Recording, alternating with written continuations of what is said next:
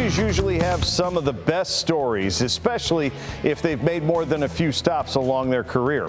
Former VCU head coach Mack McCarthy is always quick with a smile, a handshake, and some very funny anecdotes. So many that people were constantly telling him, "You should write a book." So he did. When the COVID pandemic hit with full force back in March, former VCU head coach Mack McCarthy was one of the first people affected. He came into contact with someone who had tested positive and had to quarantine for 2 weeks with no basketball to keep him busy. My goodness, without anything on TV, I'm going to drive myself crazy. And I sat down and started writing.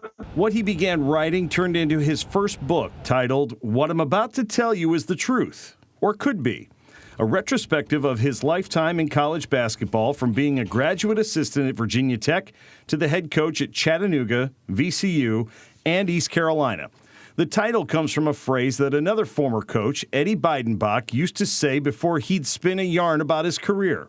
McCarthy uses it in the same way to describe his long, serendipitous path through college basketball. And everybody has always said, you have all these great stories. You need to write them down before you forget them. And that has some relevance because I do forget more than I used to. The foreword is written by none other than Charles Barkley, whom McCarthy coached when he was an assistant under Sonny Smith at Auburn. Barkley writes that McCarthy worked to make him a better player and a better student, with more success in one area than the other. I kind of felt like it was going to be the same as his schoolwork. I would just say, "I'll just do it, Charles." And he said, "Go ahead." But it didn't work out like he really wanted to do it. McCarthy also writes about landing his first head coaching job at Chattanooga and the other coaches he beat out for that job, including one who is something of a household name in the business. The final three were Tom Abatamarco, who was an assistant for Jim Valvano on the NC State staff that had won the title in '83, Roy Williams, who had won the title with Carolina, and we were the final three. And the job didn't open until August, which made it kind of awkward. There couldn't be a lot of people involved. I think it worked out okay for Roy. I don't know where he went from there, but I've heard that he did well. McCarthy came to VCU just as the Siegel Center was being built, but its opening was delayed an entire season. It would be sacrilege to consider today, but his first season was spent playing several home games at UR's Robins Center, with nowhere near the home court advantage the Rams of today enjoy. It probably set us back just a little bit. I mean, we literally had a game where we showed up at the Robins Center. The band was at Franklin Street, and the cheerleaders were at the Coliseum. We had no idea what was going on.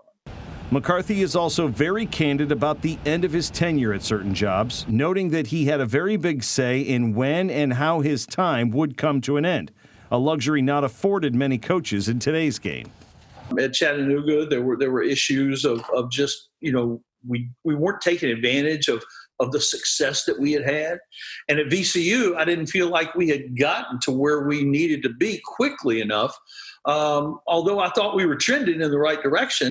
When you wrote this, did a part of you look back and really kind of admire and be grateful for the path that has led you all the way through this? Lane, I was so lucky. It was unbelievable. Just the random people that I met, the random things that happened. You make every decision that you make with the information you have at that time.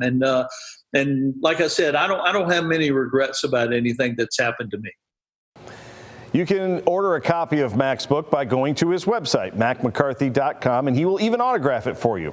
He also has a second book in him, which will contain all the stories he couldn't fit into this book, but this one is going to be called The Truth. If you would like to nominate someone to be profiled, email us at beyondtheroster@WTVR.com.